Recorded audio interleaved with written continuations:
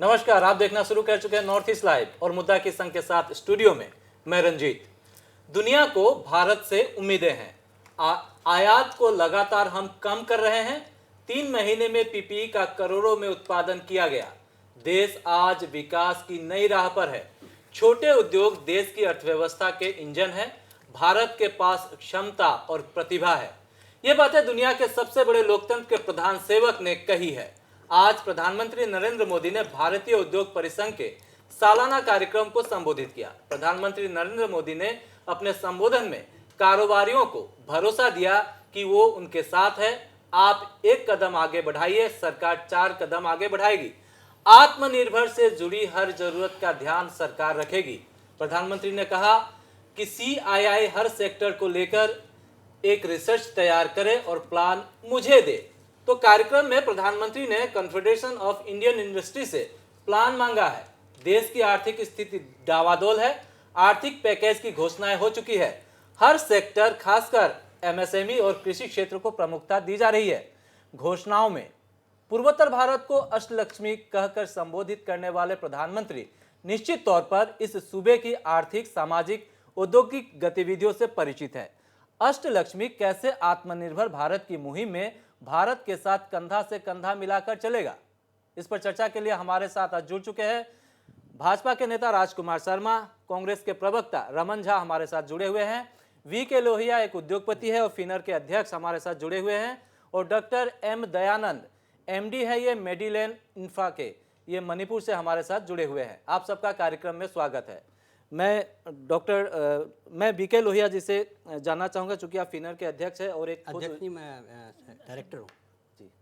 आप डायरेक्टर हैं और आप उद्योगपति भी हैं। प्रधानमंत्री के भाषण को आपने सुना या देखा होगा। आज उन्होंने कहा कि ये वो उद्योगपतियों के लिए या व्यवसायिक क्षेत्र के लिए काफ़ी कुछ करना चाहते हैं। अगर इंडस्ट्रियलिस्ट 1 कदम बढ़ाते हैं तो 4 कदम सरकार उनका साथ देगी। मेक इन इंडिया जो है, इसको विश्व दरबार तक ले जाने की बात कही जा रही है। मेड फॉर वर्ल्ड का वो तमगा देना चाहते हैं इसको, कि इस तरह से हमारे यहाँ के प्रोडक्ट हो जो पूरे विश्व में इसकी मांग बढ़े। आत्मनिर्भर भारत की बात कही जा रही है, लेकिन फिलहाल जो स्थितियाँ हैं वो बहुत खराब है। आर्थिक स्थिति डावाडोल है। पूरे परिदृश्य को आप कैसे देख रहे हैं?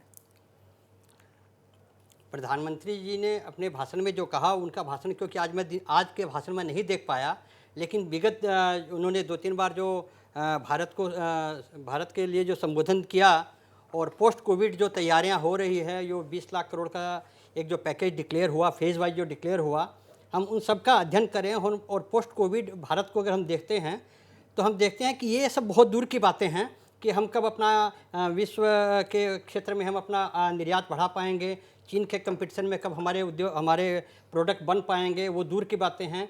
अभी हमारी मूलभूत ज़रूरत जो है वो है कि हमारे जितने श्रमिक बाहर से अपने क्षेत्रों में जो लौटे हैं उनको रोज़गार कहाँ से मिले, और जब तक खपत नहीं बढ़ेगी हम इंडस्ट्री को कितना भी बूस्ट कर दें, इंडस्ट्री को कितना भी सपोर्ट कर दें, माल बन तो जाएगा, खरीदेगा कौन?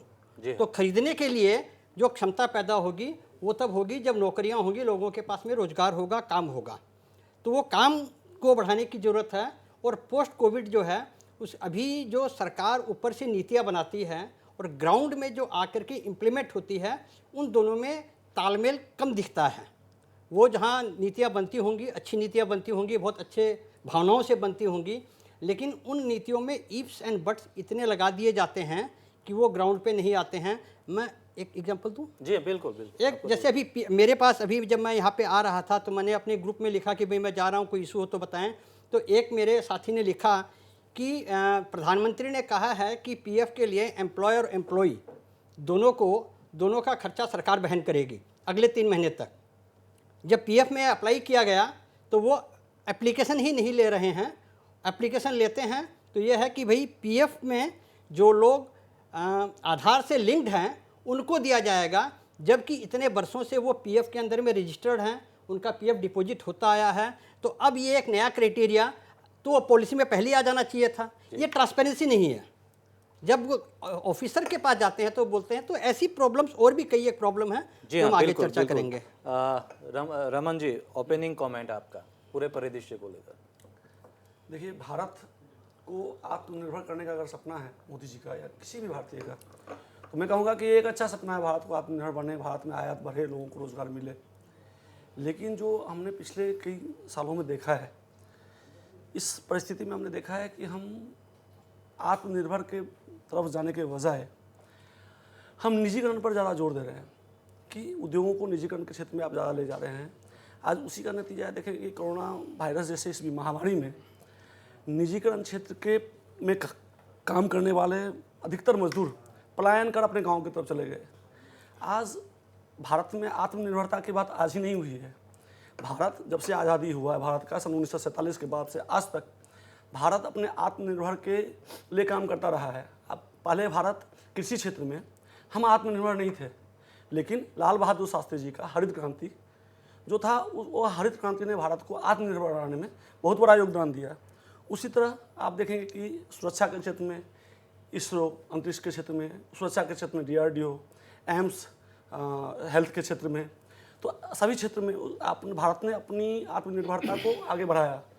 सभी सरकार ने एक पॉलिसियाँ बनाई, चाहे वो दुग्ध क्रांति हो, कंप्यूटर क्रांति हो, उद्योग क्रांति हो, हर क्रांति के तहत भारत में आत्मनिर्भरता को हम आगे लेके गए और पब्लिक सेक्टर को बढ़ावा दिया गया। बैंकों को भी प्रोविंशलाइज किया गया, बैंकों को भी पब्लिक सेक्टर में लाया गया। लेकिन धीरे धीरे बैंक भी निजी सेक्टर में है। आज आप देख रहे होंगे कि हमारे बहुत बड़े बड़े जो उद्योग हैं वो आज निजी क्षेत्रों के हाथ में जा रहे हैं। सुरक्षा के मामले में भी आप मान लें कि जहां DRDO जैसी संस्था या सुरक्षा सुरक्षा में जहां 49% निवेश FDI के जरिए था, बाद में 51% जो शेयर था यह भारत सरकार के पास था। इसे भी बढ़ा के अभी 74% कर दिया गया है कि आप सुरक्षा के क्षेत्र में भी 74% इन्वेस्टमेंट आप विदेश से ला सकते हैं। वहाँ भी आप आत्मनिर्भर नहीं, विदेशियों के हाथ में निर्भर हो रहे हैं, क्योंकि जिस फॉरेन कंपनी का 74% शेयर होगा वो अपने तरीके से काम करेगा। और आप पब्लिक सेक्टर को ख़त्म करके रोज़गार को एक तरह से ख़त्म करते जा रहे हैं। रोज़गारी कमती जा रही है। आप एग्रीकल्चर सेक्टर में भी ले लीजिए कि आप आत्मनिर्भर की तो बात करते हैं, आपको अभी बहुत ज़रूरत है कि फूड प्रोसेसिंग प्लांट जो है वो रूरल एरिया में ले जाने के लिए, जो ग्रामीण क्षेत्र है वहाँ तक आपको फूड प्रोसेसिंग प्लांट ले जाना होगा। उसके साथ ही किसान को किसान को कर्ज देने से ही किसान प्रोत्साहित नहीं होंगे, क्योंकि जब वो कर्ज ले लेंगे तो कर्ज चुकाएंगे कहाँ से। तो उनका जो प्रोडक्ट है, किसानों का जो प्रोडक्ट है जिसके उत्पादन करते हैं, उसका उचित मूल्य उन्हें मिले, उसके लिए आप किसानों को जो है MSP का सपोर्ट दीजिए। और आप उनके प्रोडक्ट को, क्योंकि उद्योगपति तो चाहेंगे कि जो भी बिजनेसमैन है या जो भी है वो चाहेंगे कम दाम में, क्योंकि पूंजी जो लगाता है वो लाभ भी सोचता है। तो वहाँ क्या होगा कि आप फूड प्रोसेसिंग प्लांट में निश्चित तौर पे उनका खर्चा भी है। तो आप जब तक किसान को एक सपोर्ट प्राइस नहीं दोगे तो उनका मैन्युफैक्चरिंग के प्रति आप देखेंगे कि जो एग्रीकल्चर प्रोडक्ट है उसके प्रोडक्शन के प्रति उनका मोह भंग होता जाएगा। जिस बार आप, यह सब विदित है, सब जानते हैं कि जिस साल किसान जब आलू का खेती होता है, अगर उस साल आलू की खेती फसल अच्छा हो जाए या सरसों का खेती बहुत अच्छा हो जाए, तो देखेंगे कि अगले साल आने वाले दिन में तेल का फसल दाम या आलू का दाम नीचे हो जाता है, प्याज का दाम नीचे हो जाता है, तो अगले साल किसान आलू और प्याज या सरसों की खेती के बजाय किसी और चीज़ की खेती पर ध्यान देते हैं, फिर उस साल दाम बढ़ जाता है। तो उस समय इन सब चीज़ों को सरकार को ध्यान में रखना होगा। जब तक ग्रामीण अंचल की अर्थव्यवस्था को आप मजबूत नहीं करेंगे, जब तक लोगों के हाथ में पैसा नहीं होगा, लोगों का परचेजिंग कैपेसिटी नहीं बढ़ेगा, डिमांड नहीं बढ़ेगी, तो आप सप्लाई करके क्या करेंगे। प्रोडक्शन तो आप करवा रहे हैं, लेकिन डिमांड भी तो चाहिए। जी हाँ, बिल्कुल। तो डिमांड अगर नहीं बढ़ेगा तो ये जो हमारे दो पैनलिस्ट वीके लोहिया और रमन झा ये सब चीज पे ध्यान आत्मनिर्भर भारत को लेकर और इंडस्ट्री को लेकर जो कुछ भी कहा है, और अब पूरे परिदृश्य को पहला कमेंट आपका क्या होगा राजकुमार? देखिए रंजीत जी, रमन जी ने जो बातें कही है मेरे को नहीं लगता है कोई एक नई बात कही है। अल्टीमेटली मैं लोहिया जी के बात का जवाब दे दूँ। देखिए, एक गवर्नमेंट जब एक पॉलिसी बनाती है और जब एक पॉलिसी अनाउंसमेंट होती है उसमें इफ एंड बट्स लगते हैं। अब यदि कोई ये चाहे कि मेरा आधार, सपोज PF का उन्होंने एग्जांपल दिया, देखिए इस देश में आधार कार्ड का जब लिंकेज जब शुरू हुआ तो बहुत ऐसे घपले निकले हैं कि लोगों को, आप लोग ही रिपोर्ट करते हैं कि भाई इतने स्टूडेंट्स गायब हो गए, इतने राशन कार्ड गायब हो गए, इतने गैस सिलेंडर्स गायब हो गए। तो आधार कार्ड आज के दिन में बहुत ज़रूरी है और ये इसका एक रिजल्ट भी आ रहा है। तो मेरे को लगता नहीं है कि आधार कार्ड देने के कारण उसके लिए हमको कुछ प्रोटेस्ट करना चाहिए, क्योंकि आज के दिन गवर्नमेंट बोल रही है कि हर चीज़ में आधार मैंडेटरी है। एक नंबर बात। 2 नंबर बात जो इन्होंने कहा है, Raman ji basically public sector undertaking को प्रमोट करने की बातें कर रहे हैं कि भाई पब्लिक सेक्टर गवर्नमेंट ज़्यादा से ज़्यादा बिजनेस करे। रंजीत जी, ये एक थ्योरी की बात है, सोशलिज्म थ्योरी की बात है। जब आप 1992 के इकोनॉमिक ईरा के बाद में इन्हीं के सरकार में वित्त मंत्री मनमोहन सिंह जी ने जब लिबरलाइजेशन किया था, 95 में 1992 की बात है ये, इकोनॉमिक लिबरलाइजेशन जब हुआ था, जब मनमोहन सिंह जी वित्त मंत्री थे, तो उस समय तक देश में सोशलिज्म का कंसेप्ट ज़्यादा चलता था। बैंकों को भी पब्लिक सेक्टर में ले आओ, इंडस्ट्रीज़ को पब्लिक सेक्टर में ले आओ। उस समय की वो ज़रूरत थी कि 1947 से जब देश आज़ाद हुआ, जब इंडस्ट्रियाँ अपने लोग जब आगे नहीं आ रहे थे, भारतीय लोगों के पास पैसा नहीं था, तो सरकार ने एक ढांचागत डेवलपमेंट किया और कि भाई पब्लिक सेक्टर में इंडस्ट्री बना के हम एम्प्लॉयमेंट जनरेट करेंगे और देश को आगे ले जाएंगे। किंतु 1992 वो पॉलिसी 1985 के बाद से आने के बाद में आप देखिए चेंज होने लग गई। 92 में जब मनमोहन सिंह जी वित्त मंत्री बने थे तो उन्होंने लिबरलाइजेशन इरा शुरू किया था, जिसको लोग मनमोहन इकोनॉमिक्स भी बोलते थे। उन्होंने देश को एक नई दिशा दी। उस लिबरलाइजेशन में हुआ कि नहीं, हमको पब्लिक सेक्टर अंडरटेकिंग को डिसइन्वेस्ट करना चाहिए और हमको प्राइवेट सेक्टर इंटरप्राइज का ग्रोथ और डेवलपमेंट में ज़्यादा भूमिका लोगों को निभानी चाहिए।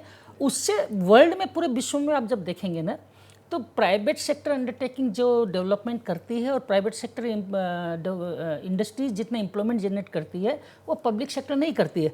प्रॉब्लम क्या होती है, पब्लिक सेक्टर में इफिशिएंट आदमी को उतना बड़ा अपॉर्चुनिटी नहीं मिलता है। आज आप सॉफ्टवेयर इंडस्ट्री में देखिए, हज़ारों लाखों अपने करोड़ों लड़के काम कर रहे हैं, लड़कियां काम कर रही हैं, अच्छे पैसे कमा रहे हैं। तो अल्टीमेटली ये कंसेप्ट की बात है, आप कौन सी थ्योरी को मानते हैं।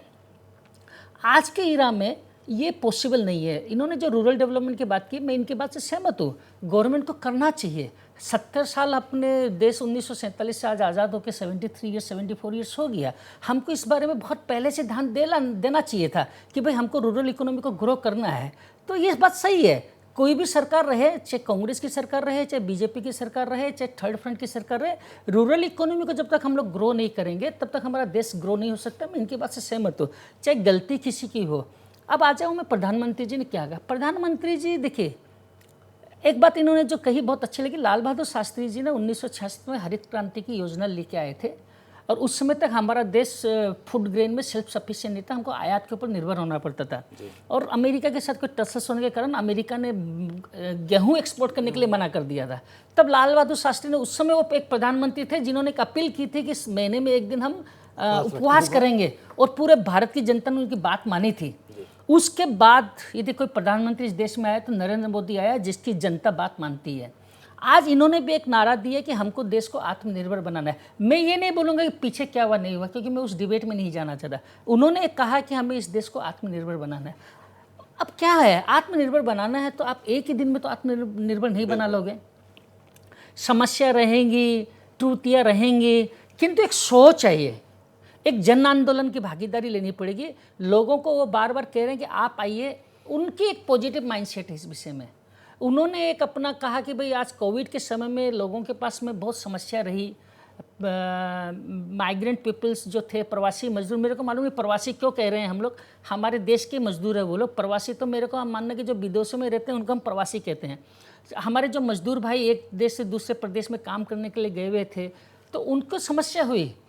उस समस्या का समाधान करने के लिए भी सरकार ने कोशिश की, ट्रेनें चलाई, उनके बैंक अकाउंट में पैसे दिए गए। जैसे हमारे आसाम की सरकार ने भी जो अपने बाहर बच्चे रह रहे थे, लोग रह रहे थे, उनको 2000 रुपया हर महीने देने का वादा किया।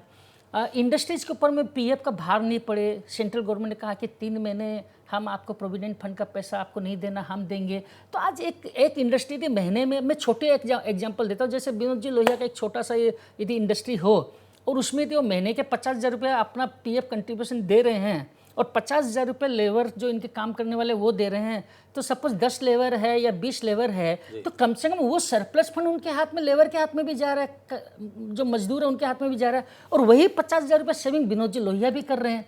तो अल्टीमेटली गवर्नमेंट 1 लाख रुपया सपोज इनकी इंडस्ट्री के अकाउंट में खर्चा कर रही है, किंतु वो पैसा 50,000 इनके पास भी सरप्लस आ रहा है, जिससे ये इनके स्पेंडिंग पावर बढ़ रहा है, और 50,000 रुपया इनके लेबर, जो 10 लेबर 20 लेबर 50 लेबर जितने भी रहे हो, चाहे 1,000 रुपया पर लेबर भी हम पकड़े तो उनके हाथ में भी जा रहा है। दूसरे बात में आप देखिए, जनधन योजना के द्वारा भी लोगों को पैसा दिया गया, विधवा पेंशन एडवांस में दी गई, किसानों को पैसा, सरकार अपनी तरफ से देखिए पूरी कोशिश करे। कोविड एक अनएक्सपेक्टेड चीज़ है, हमें खुशी है। मैं आज एक इंटरव्यू देख रहा था कि डॉक्टर की, वो बोल रहा था कि हमारा देश कोविड में जिस हिसाब से अपने आप को सामने से लड़ रहा है, हमें आशा ही नहीं थी। क्योंकि जब हम हेल्थ इंफ्रास्ट्रक्चर की बात करते हैं इटली और अमेरिका के कंपैरिजन में, तो हमारा हेल्थ इंफ्रास्ट्रक्चर वैसा नहीं है। अब आप पूरे वर्ल्ड की पॉपुलेशन देखेंगे तो चाइना को माइनस कर दीजिए, और जो देश इससे तकलीफ में हैं उन सब देशों की पॉपुलेशन 105-110 करोड़ है, और उसमें 65 लाख लोग इन्फेक्टेड हैं, और इधर 130 करोड़ की जनता के साथ में हमारे 2 लाख के करीब लोग इन्फेक्टेड है। उसमें भी रिकवरी रेट वर्ल्ड में इंडिया की सबसे ज़्यादा है, 48% रिकवरी रेट है। तो आपको देखिए, कोशिश तो गवर्नमेंट कर ही रही है। आज कोविड वाले मैटर में अब देखिए, इकोनॉमिक रिसेशन जब पूरा विश्व यदि मंदी की मार जूझ रहा है, इंडिया नहीं है। 1976 में इंडिया का जीडीपी माइनस में चला गया था, 3.2 आपको बता दूं मैं, किंतु उसके बाद वापस रिकवर कर गया। 1980 में आके वापस 6.1% आ गया। तो आज आपको देखिए, हर एक चीज़ के पीछे कारण होते हैं। कहीं भारत का इकोनॉमिक रिसेशन आने के पीछे भारत का एक्सपोर्ट कम हो रहा है, क्योंकि बाहर डिमांड कम हो रही है। पूरा विश्व इस कोविड से, कोरोना से त्रस्त है सर जी। अब उस कोरोना के महामारी में आप बोलेंगे डिमांड पैदा करनी चाहिए गवर्नमेंट को। डिमांड तो भाई जब यहाँ का माहौल जब ठीक हो जाएगा, पैसे आपके पास में है किंतु आप होटल में जाके खर्चा नहीं कर सकते, पैसे आपके पॉकेट में हैं, आप जाके एक सामान नहीं खरीद सकते, आप आज के माहौल में इंडस्ट्री नहीं लगा सकते। मेरे को तो ये इन सब बातों की चर्चा करने से अच्छा हमें तो ये चिंता करनी है कि आगामी दिनों में जब भारत पूरा खुल जाएगा, तो जो माइग्रेंट लेबर बाहर से वहाँ से निकल के आ गए हैं, उन इंडस्ट्री को, और देखिए ये भी माने कि जो लेबर वहाँ से निकल के आ गए, अब आने वाले 6 महीने साल भर वो जाएंगे नहीं, तो उन इंडस्ट्री का क्या होगा, उनका प्रोडक्शन क्या होगा। जी हाँ, बिल्कुल, इस पर हम ये बहुत चिंताजनक करेंगे। और प्रधानमंत्री ने एक बात कही है कि किसानों और उद्योगपतियों पर उन्हें पूरा भरोसा है, और जो योजनाओं की घोषणा की है उसको चरणबद्ध तरीके से लागू किया जाएगा। बीके लोहिया जी, राजकुमार जी की बातों से क्या आप सहमत हैं? मैं राजकुमार जी की बातों से कुछ हद तक सहमत हूँ, कहीं कहीं मेरी असहमति भी है। कि मैंने जैसे अपने पहले संबोधन में भी कहा कि ऊपर जो पॉलिसीज़ बनती हैं, जिस विचारधारा को लेकर पॉलिसीज़ बनती हैं, वो लगभग ठीक हैं, वहाँ कोई विशेष बात बोलने लायक नहीं है। लेकिन जो इम्प्लीमेंटेशन का जब दौर शुरू होता है, जब ग्राउंड रियलिटी की बात होती है, तो कहानी कुछ और होती है। ये जो पैसे आएंगे 20 लाख करोड़, ये बैंकों के माध्यम से आएंगे। इसमें अधिकतर लोन फंड है और डायरेक्ट जो बेनिफिट है वो कम है। तो लोन के माध्यम से भी जो पैसे आएंगे वो बैंकों के थ्रू आएंगे। आज इंडिया में सबसे बड़ी जो बैंक है आरबीआई के बाद में, वो एसबीआई है।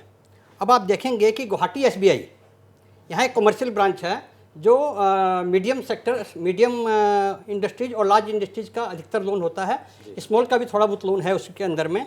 अब उसकी जो कमांड है, ये 1 जून से, कल से, बीते कल से वो कलकत्ता शिफ्ट कर दी गई है, उसका एडमिनिस्ट्रेटिव पावर। तो ये इंडस्ट्री के लिए एक बड़ा सेटबैक है जी। वो इंडस्ट्री के लिए एक सवाल। बिल्कुल, मैं एक बात में इनका जवाब दे देना चाहता हूँ। क्या होता है कि आप विनोद जी लोहिया उद्योगपति हैं, एक ऐसे एग्जांपल्स दे देते हैं।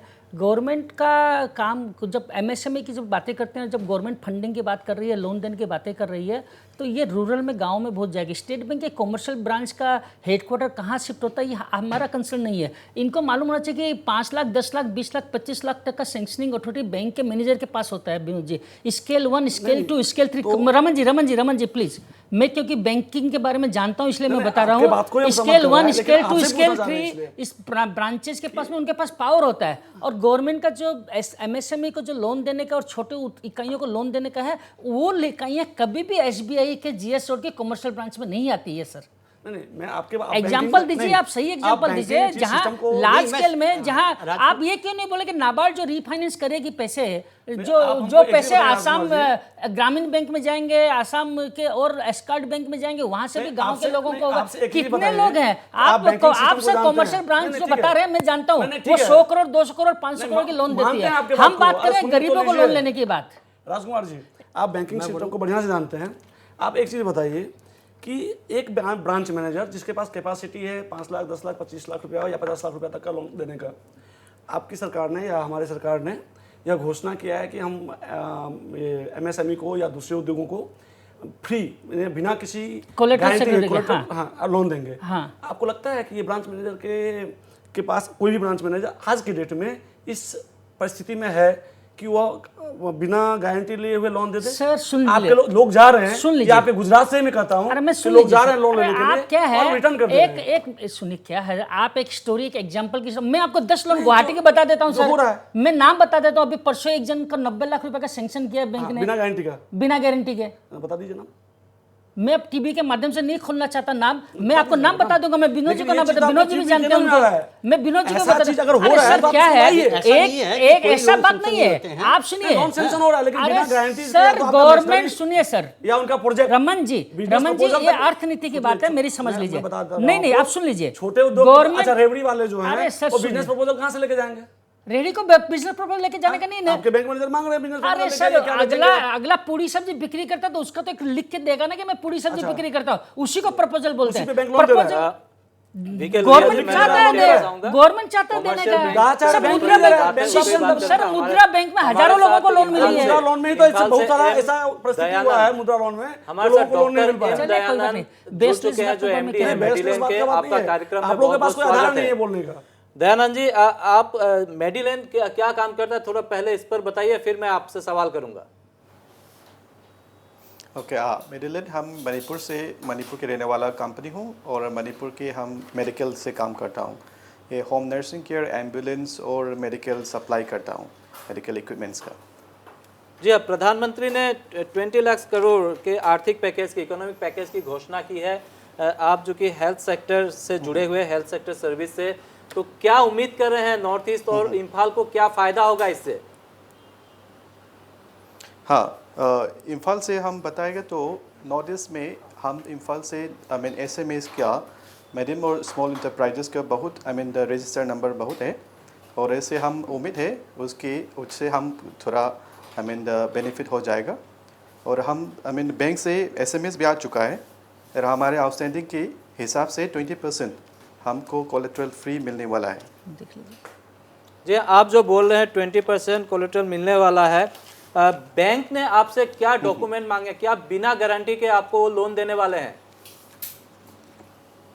हाँ, ऐसे तो साफ लिखा है, ऐसे में बिना गारंटी वाला वो सब हमके पहले लोन है उसके आउटस्टैंडिंग का अप टू 20% तक उसका लोन देने के लिए तैयारी है।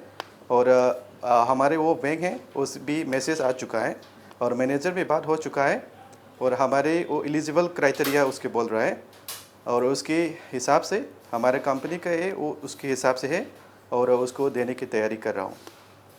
हमारे साथ हम उम्मीद है ऐसे कर जी हाँ, बोलिए। मैं पहले इसका लॉजिक समझा देता हूँ। हम उम्मीद है ऐसे कर वो सब MSME और वो सब उद्योगपति है ना, उसको जानकारी और उसकी मदद मिलना चाहिए, क्योंकि उसको नहीं मिलेगा तो हम बिजनेस बंद कर हो जाएगा तो बहुत नुकसान हो जाएगा।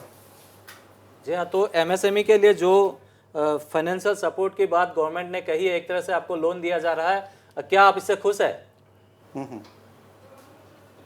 हमारे साथ कांग्रेस के स्पोक्स पर्सन रमन झा जुड़े हुए हैं, वो आपसे कुछ सवाल करना चाहते हैं। नहीं, उन्होंने कहा, एक अच्छी बात कही उन्होंने कि उनका जो आउटस्टैंडिंग है, जो मार्केट आउटस्टैंडिंग है उनका, उसके आधार पर उनको 20% दिया जा रहा है। नहीं ऐसा नहीं, उन्होंने ही कहा था मार्केट आउटस्टैंडिंग के ऊपर। मार्केट आउटस्टैंडिंग मैं बोला ना, आउटस्टैंडिंग क्या है? अरे सर इसीलिए मैं बोला आपको जो बता दीजिए। सुनिए, आप चीज़ों का क्या है ब्रह्मन जी, मैं इस विषय को जानकार हूँ इसलिए मैं बता रहा हूँ, आप समझ लीजिए।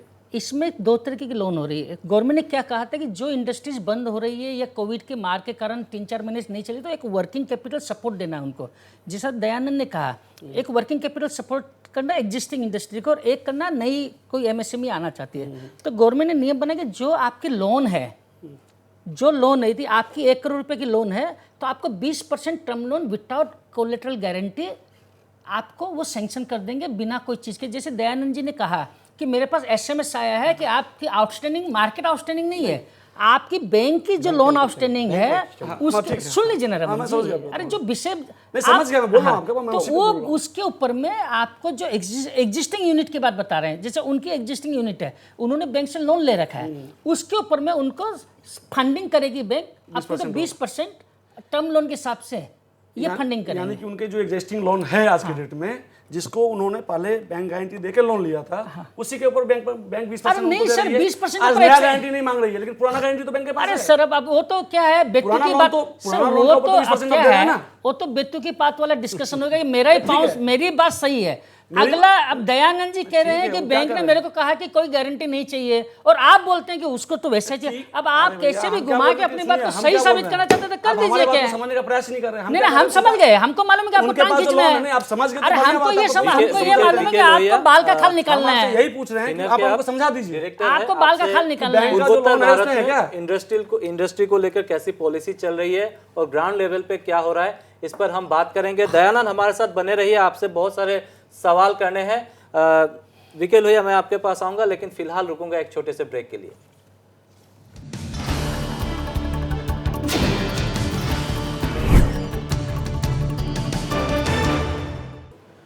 ब्रेक के बाद मुद्दा में आपका स्वागत है।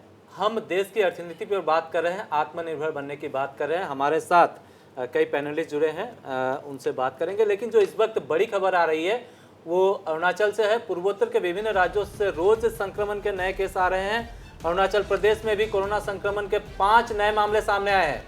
5 मामले क्वारंटीन सेंटर्स पे पाए गए हैं। इसके साथ ही राज्य में कोरोना मरीजों की संख्या बढ़कर 27 हो गई है, जिसमें 26 मामले सक्रिय है, जबकि 1 मरीज स्वस्थ हो चुका है। इसकी जानकारी मुख्यमंत्री पेमा खांडू ने ट्वीट कर दी है। सभी ही मरीजों को कोविड केयर सेंटर में स्थानांतरित किया गया है। तो अरुणाचल प्रदेश से 5 नए मामले सामने आए हैं और ये 5 लोग जो है क्वारंटीन सेंटर से हैं और इन्हें अभी कोविड केयर सेंटर में भेज दिया गया है। इस तरह से अरुणाचल में कुल 27 मामलों में से 26 सक्रिय मामले हैं। अरुणाचल में आज के दिन कुल 7 मामले आ चुके हैं।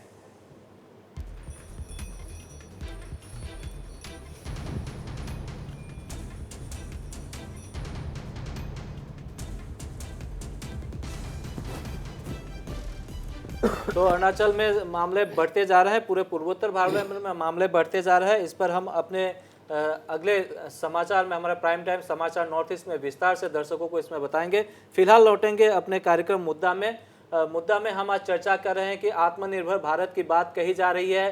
प्रधानमंत्री ने कहा है कि मेक इन इंडिया ऐसा हो कि मेड फॉर वर्ल्ड हो और पूरी दुनिया में भारतीय प्रोडक्टों का बोलबाला हो।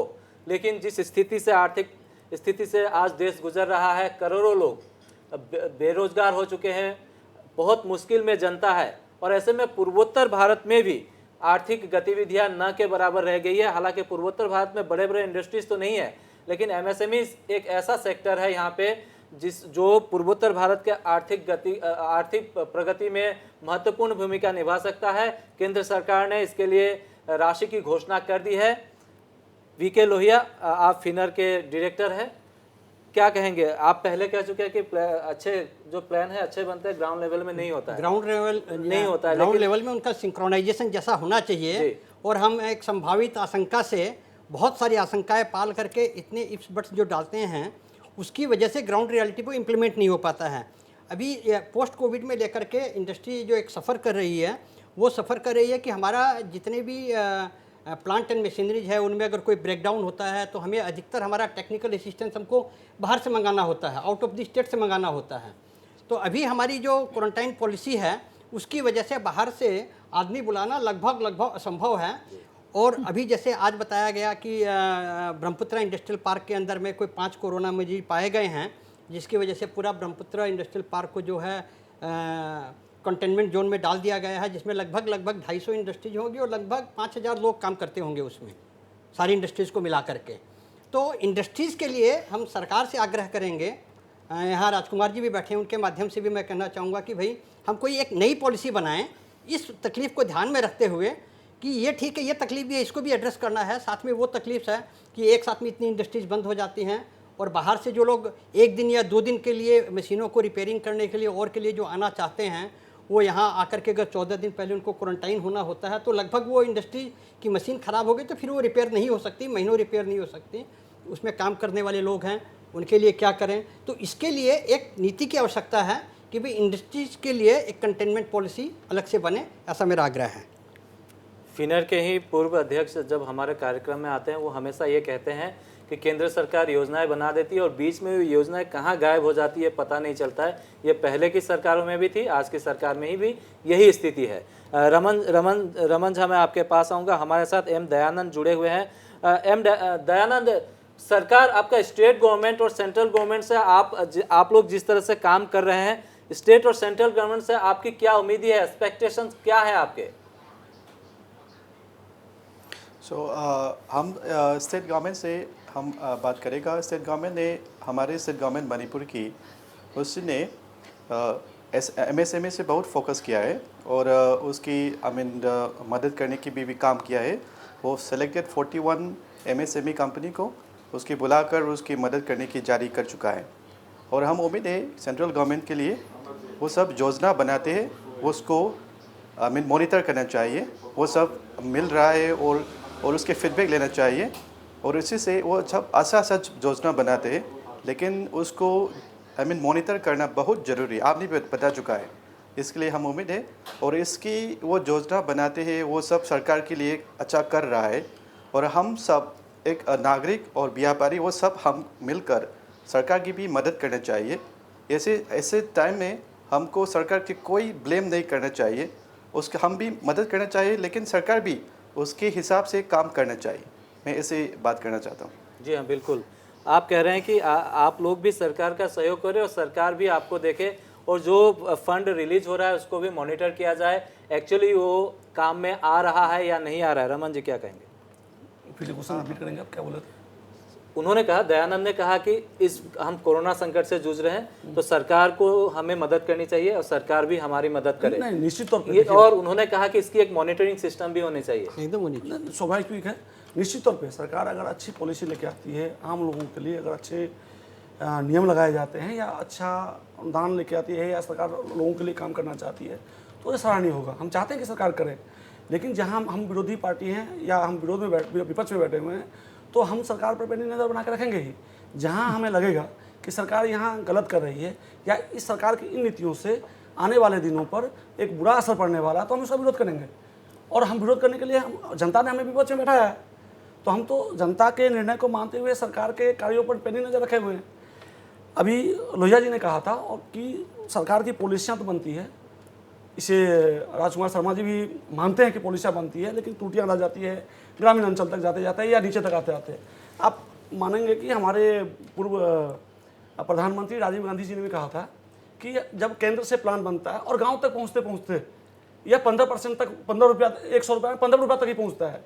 इसी व्यवस्था को दुरुस्त करने के लिए उन्होंने पंचायती व्यवस्था लागू की थी कि पंचायती व्यवस्था के जरिए ग्रामीण अंचलों में जो ग्रामीण क्षेत्र के लोग हैं वो खुद निर्णय करें कि उनको अपना पैसा कहाँ खर्चा करना है, गांव के विकास के लिए, गांव के कृषि क्षेत्र के विकास के लिए, गांव रूरल एरिया का डेवलपमेंट के लिए।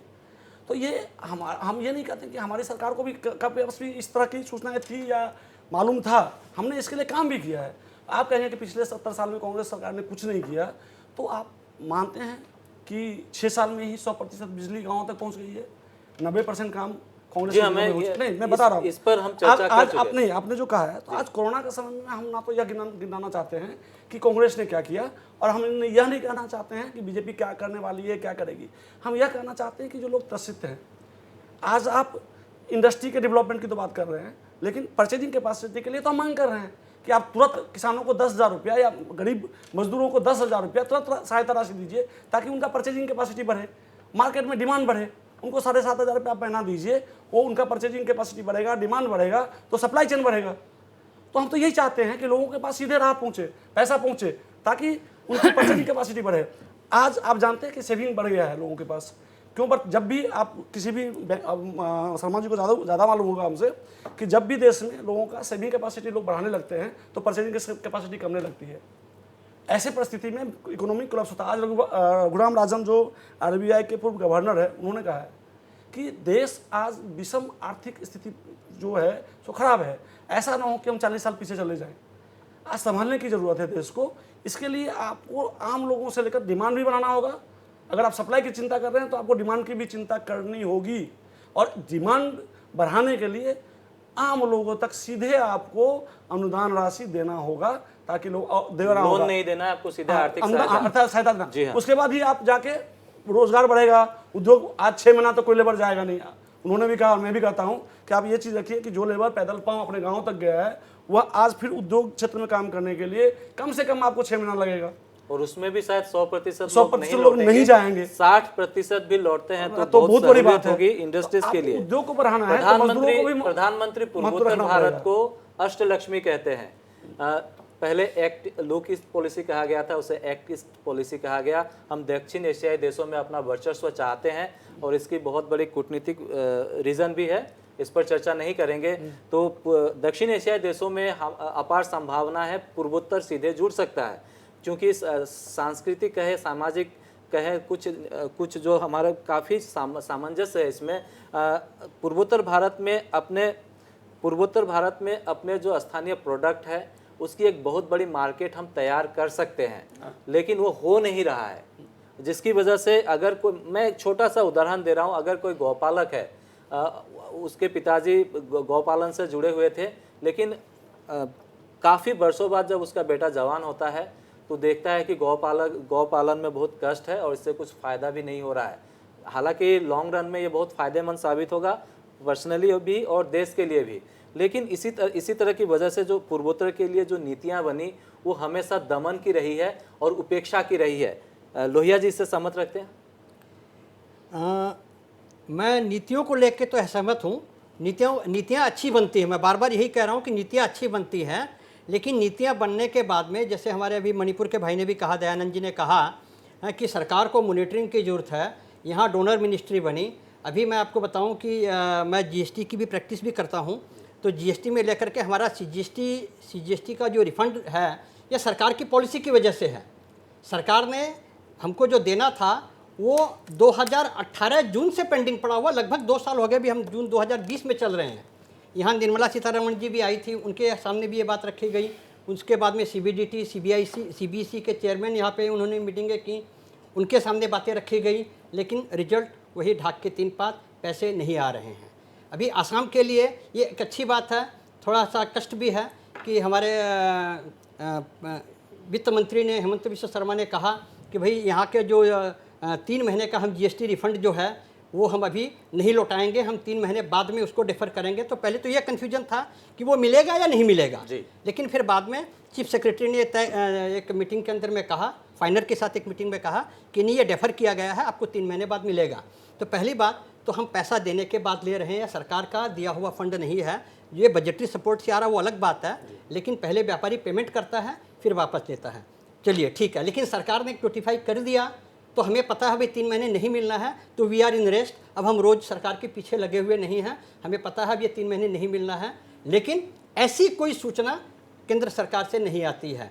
हम राज्य सरकार से अनुग्रह मैंने हमारी विनती है कि जो स्टेट को जो पैसे मिलने चाहिए सेंटर से, स्टेट इंडस्ट्रीज़ को, वो जल्दी से जल्दी मिले, समयबद्ध तरीके में मिले। और इसमें अगर एक इंटरेस्ट क्लॉज कहीं लग जाता है कि इतनी देरी के बाद में अगर आप पैसा देंगे तो आपको ब्याज देना पड़ेगा, तो ये पैसे समय पे आ जाएंगे। ब्याज कोई नहीं चाहता है सरकार, क्योंकि किसके पास पैसा पड़ा जो सरकार के पास जमा रखे उस पर ब्याज कमाए।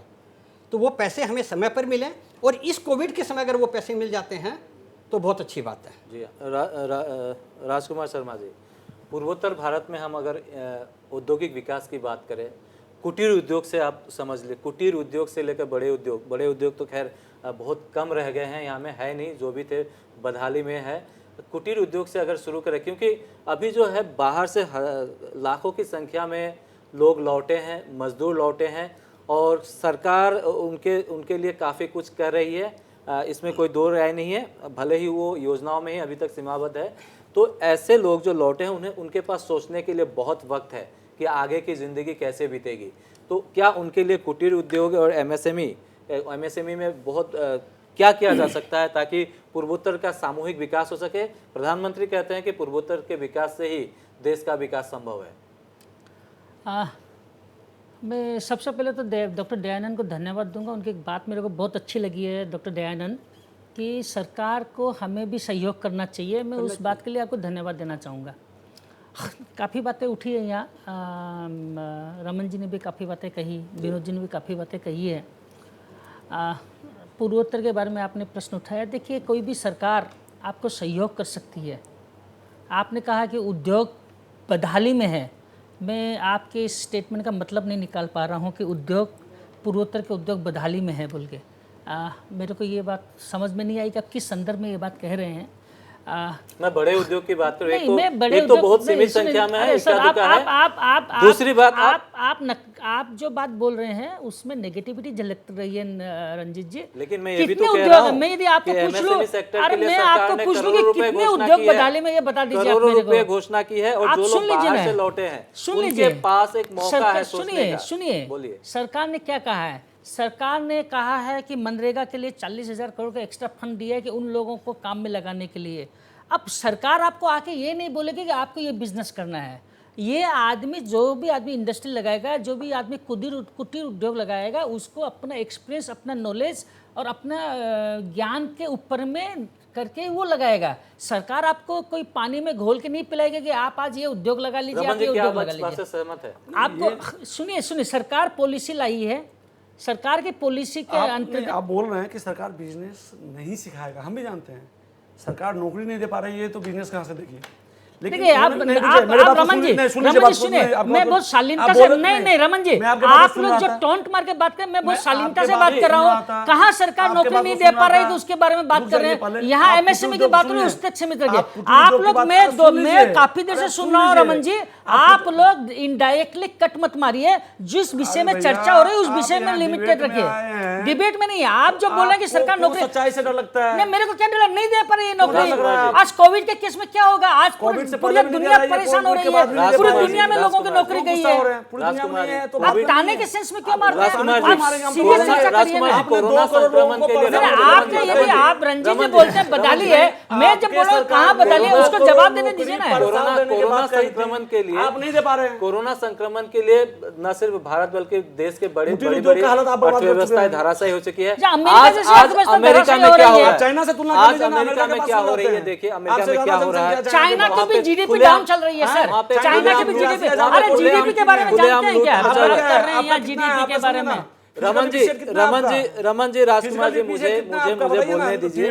आप बता दो, मेरे को मालूम नहीं, आप बता दो फिजिकल डेफिसिट कितना, आप बताओ ना फिजिकल डेफिसिट कितना है, और फिजिकल डेफिसिट किसको बोलते हैं? जी, क्या आप मानते हैं कि 6% तक आपका फिजिकल डेफिसिट जी, मैं अब कल परसों डाटा आया 4.5% का, क्या बोल रहे हैं?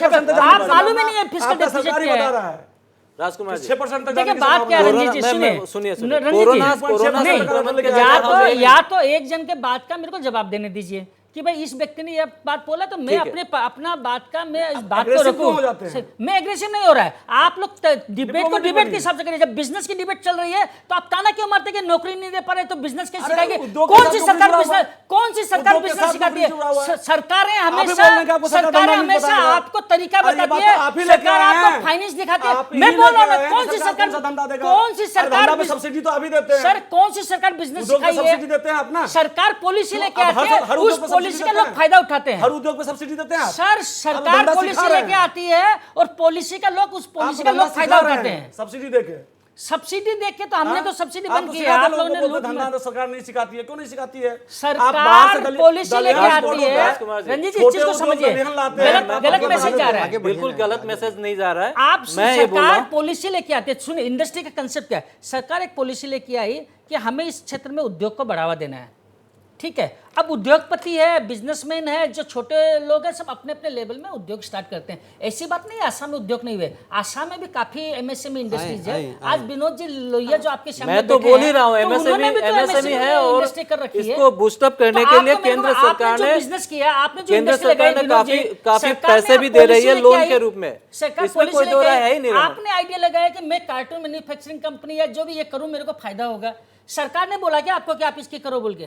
सरकार पॉलिसी लेके आई थी। सरकार आपको फंड की व्यवस्था बोल रही है कि हम एमएसएमई के द्वारा आपको लोन देंगे, आप इंडस्ट्री को लगाओ, आप छोटे उद्योग लगाओ। सरकार पॉलिसी लेके आती है, और पॉलिसी चाहे कांग्रेस की सरकार रहेगी तो पॉलिसी हाँ। लाएगी, कोई भी सरकार होगी लोहिया पॉलिसी जी लेके आती बोलिए। है, उसका क्या- फायदा लोहिया जी, उठाना आम आदमी के हाथ में है। राजकुमार जी, मैं यही बोल रहा हूँ कि पॉलिसी सरकार लेके आती है, उस पॉलिसी के डॉक्यूमेंट को देख करके उसमें जो भी प्रावधान होते हैं, जो भी इनपुट होते हैं, जो सरकार असिस्टेंस देती है सब्सिडी के रूप में, ऐसा नहीं है कि व्यापारी वो सारा खुद रख लेता है। वो सर, वो बात नहीं है, एक मिनट आप वापस इशू नहीं, इशू को नहीं, आप इशू अलग लेके जा रहे नहीं, हैं। issue नहीं आप लेके तो जा- मेरे को इतना जवाब मैं दीजिए जवाब दे कि रहा हूं। सरकार पॉलिसी जवाब लाना, तो देने दीजिए। सरकार आपके का शब्दों में पॉलिसी थोड़ी लाने का दूंगा कर्तव्य राजकुमार जी है। जवाब, मेरे शब्दों में सुनिए आप। सुन लीजिए। तो वो सरकार पॉलिसी लाने का कर्तव्य सरकार का है कि नहीं, मैं वो बताइए खाली। एकदम कर्तव्य है। मैं यही बोल रहा हूँ, उस पॉलिसी के बाद में जो आगे हम पास ऑन कर देते हैं और फिर हमें नहीं मिलता है समय पे, जैसे मैंने नहीं, जैसे भी मैं आपको जवाब ही नहीं दिया ना, इसीलिए आप जब जीएसटी का बात पॉलिसी उठाए, को तो मेरे को implement खुद करने को का मालूम दायित्व है कि तो जीएसटी सरकार का है ना। सर रमन जी रुके, ये मेरे इनसे बात होने दीजिए।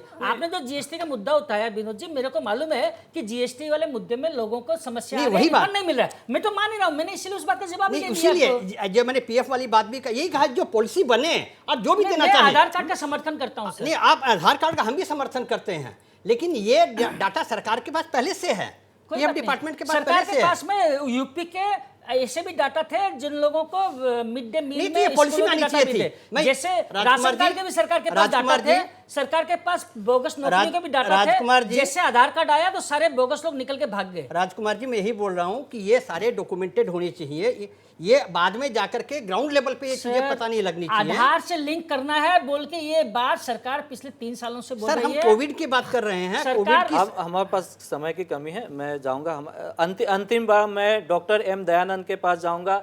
दयानंद, हालात ठीक नहीं है पूरे देश और दुनिया की, लेकिन हम ये चाहते हैं कि भारत आत्मनिर्भर बने और भारत के जो भी प्रोडक्ट है, सर्विस है, पूरे विश्व में उसका वर्चस्व हो, लोग माने उसको। इसके लिए क्या किया जा सकता है, आप क्या सोचते हैं? क्योंकि आप एक युवा उद्यमी हैं, आपके नज़र में क्या होना चाहिए? आखिरी कमेंट।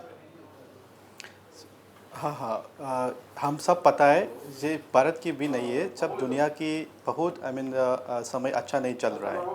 इसी समय में हमको ये लोन भी दे रहा है, ऐसे हिसाब से लोन को बिजनेस करने के लिए दे रहा है। ये लोन को फ्री नहीं है, इसके इंटरेस्ट भी है उसके पर, और उसकी सरकार के अच्छा है, उसकी एक साल के लिए मोरेटोरियम भी दे चुका है, और इससे अच्छा की बात है। और लेकिन हमको ख्याल रखना चाहिए, ये लोन है, ये हमको एक भी रिपेमेंट करना है, और सब उसके उद्योग व्यापारी और सब पीपल इन इंडिया की हमको सब अभी बहुत तैयारी कर रखना है। हम आगे से क्या करना का थोड़ा मुश्किल है।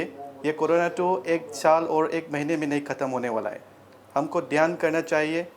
ये मेरा ये बढ़ रहा है, कोरोना के नंबर बढ़ जी रहा हाँ, है। बिल्कुल। बहुत बहुत और इसके धन्यवाद, लिए तो बहुत बहुत व्यापारी भी- धन्यवाद दयानंद। आपने एक अच्छी बात कही कि हमें 1 साल के लिए प्लान तैयार कर लेना चाहिए। पूर्वोत्तर भारत में अपार संभावनाओं के बाद हमारे पास कुटीर उद्योग ही कह ले, हमारे पास बहुत सारे यूनिक प्रोडक्ट है जिसको हम विश्व दरबार तक ले जा सकते हैं, लेकिन राजनीतिक उलझन और लाल फीताशाही कहें, बहुत सी चीज़ें ऐसी हैं जो हम करना चाह के भी नहीं कर पा रहे हैं। रमन झा जी, अंतिम कमेंट लेना चाहूँगा, क्या कहेंगे पूर्वोत्तर भारत में औद्योगिक विकास नहीं होने का मुख्य वजह क्या है? देखिए, पूर्वोत्तर भारत में जो मुख्य तौर पे आपके पास जो उद्योग थे, आज वो भी बहुत सारे उद्योग बंद भी हुए हैं, और यहाँ उद्योग के क्षेत्र में सरकार को ध्यान देना होगा। कोई भी सरकार हो, मैं किसी एक सरकार को इसके लिए दोषी या पुरस्कृत नहीं करना चाहूँगा, चाहे कोई भी सरकार हो। पूर्वोत्तर सही है कि पिछले कई सालों से मैं कहता हूँ कि अपेक्षित रहा है, और यहाँ के जो उद्योग हैं, चाहे वो चाय उद्योग हो या एग्रीकल्चर से रिलेटेड उद्योग हों या माइनिंग क्षेत्र से जो भी रिलेटेड उद्योग हों या माइंस हैं, उन सब का यहाँ अवहेलना ही हुआ है। पूर्वोत्तर के क्षेत्र के लोग अपने आप को उपेक्षित महसूस कर रहे हैं। आज भी कुछ प्रयास हुए यहाँ के क्षेत्रों में, चाहे वो ऑयल सेक्टर हो, चाहे आपका एग्रीकल्चर सेक्टर हो, वहाँ विकास का, लेकिन वो भी आज धीरे धीरे बंद होते चला जा रहा है। या इधर लोगों की बेरोजगार, यहाँ के लोग बाहर कम जाना चाहते हैं कि यहाँ रोज़गार का सृजन हो, यहाँ लोगों को नौकरियाँ मिले, और साथ ही जब तक यहाँ पहाड़ी क्षेत्र है, या स्वाभाविक है यहाँ आपको विशेष ध्यान देना होगा, पहाड़ी क्षेत्र है, प्लेन एरिया के तुलना में यहाँ विकास की जो गति है मध्यम तो है, लेकिन जोर लगानी होगी सरकारों को। और यहाँ के लोग देखिए, यहाँ के लोग बहुत ही ईमानदार हैं, लेकिन साथ ही यह भी है कि इस क्षेत्र में आतंकवाद जैसी घटनाएं बहुत लंबे समय तक चलती रही है। यह भी कारण रहा है कि बाहर से लोग आके यहाँ निवेश कम जी हाँ, करते लेकिन रहे। वो स्थितियां काफी सुधर चुकी लेकिन है। तो पिछले- कम से कम पिछले एक अब दशक से- केंद्र सरकार मैं को वही एक कह रहा हूं, सशक्त पिछले एक नीति दशक से- सशक्त नीति के साथ आना पिछले चाहिए। एक दशक से राजकुमार या- जी, मैं कंप्लीट कर लूं। पिछले राजकुमार एक दशक से बहुत ये चीज समय खत्म हो चुका है। समय खत्म हो रहा है अब राजकुमार सरकार को जो करना चाहिए था वो नहीं हो रहा है। जी। राजकुमार जी, अंतिम कमेंट, बहुत कम समय बचा है। नहीं, मैं तो क्या कहूँगा, मैं तो ये कहना चाहता हूँ कि पूर्वोत्तर में बीजेपी की सरकार कोई 2 साल पहले आई है, कोई 3 साल पहले आई है, कोई 4 साल पहले आई है। तो जो समस्याएं आज रमन जी ने उजागर की है, तो ये स्व अवलोकन करने का समय है कि इतनी बड़ी समस्याएं आज तक यदि है पूर्वोत्तर में, तो कोई सरकार, मणिपुर की सरकार 2 साल की है, त्रिपुरा में 1.5 साल 2 साल की है, हम 4 साल से असम में हैं, तो इसके लिए क्या बीजेपी को जिम्मेवार ठहराया जाए क्या? रही बात उद्योग के बारे में, तो देखिए उद्योग जो प्राइवेट सेक्टर के जो लोग हैं वो अपना प्लान, अपने स्ट्रेटेजी, उसका locational advantage, availability of raw materials को कंसीडर करते हुए ही लोग उद्योग लगाना चाहते हैं, और मार्केट के ऊपर भी डिपेंड करता है। जी हाँ, बिल्कुल। सारी चीज़ों को कंसीडर बिल्कुल, करके ही समय लोग उद्योग हमारा लगाते हैं। खत्म हो रहा है। लोहिया जी, आखिरी कमेंट, पूर्वोत्तर क्यों पिछड़ा हुआ है उद्योग के क्षेत्र में? 10 सेकेंड। नहीं, उद्योग के क्षेत्र में पिछड़ने की बात यही है कि पॉलिसीज़ जो बनती हैं वो हमको सही रूप में ग्राउंड पे मिले, तो हम जो पॉलिसी बनाते हैं वो एग्जीक्यूट हो सकती है। वरना जो पॉलिसी व्यापारी लेता है, उद्योगपति लेता है, वो पॉलिसी ग्राउंड में नहीं होती है। जैसे अभी मेरे को कुछ एक मैसेज आया कि भाई हमारी EPIP साइड के अंदर में हमारी इलेक्ट्रिसिटी की काफ़ी ये छोटी मोटी प्रॉब्लम्स हैं, लेकिन पावर हमको सही मिले, हमारी सब्सिडी जो मिलनी है वो सही पे मिले, बैंक का ब्याज सही मिले, उद्योगपति काम करने के लिए तैयार है। जी हाँ, दिन सब पॉलिसी के सब नाजायज काम फायदे के ऊपर सब भी काम चर्चा काम करवाइएगा। करने के लिए बिल्कुल, और तैयार विनोद जी लोहिया को बिल्कुल। बुलाइएगा। जरूर सर। पॉलिसी के नाजायज बिल्कुल। फायदे के ऊपर में भी चर्चा करवाइएगा। बिल्कुल, लोहिया जी बिल्कुल को किया बुलाइएगा। जाएगा। आज हम और चर्चा मेरे को कर रहे थे, बुलाइएगा। प्रधानमंत्री ने जो घोषणा की थी कि आत्मनिर्भर भारत कैसे बना जाए। बिल्कुल, और राजकुमार जी, उन्होंने मैं कहा, सहमत हूं उन्होंने आपसे। इस बात पर जोर दिया कि मेक इन इंडिया को जो है मेक फॉर वर्ल्ड बनाना होगा। लंबी दूरी तय करनी है, लंबी योजना की जरूरत पड़ेगी, और इस पर सशक्त, ईमानदारी से और ट्रांसपेरेंसी के साथ इस पर काम करना होगा, तभी हम आत्मनिर्भर भारत की ओर आगे बढ़ सकते हैं। कार्यक्रम में भाग लेने के लिए आप सबका बहुत बहुत धन्यवाद। मुद्दा में इतना ही। नमस्कार।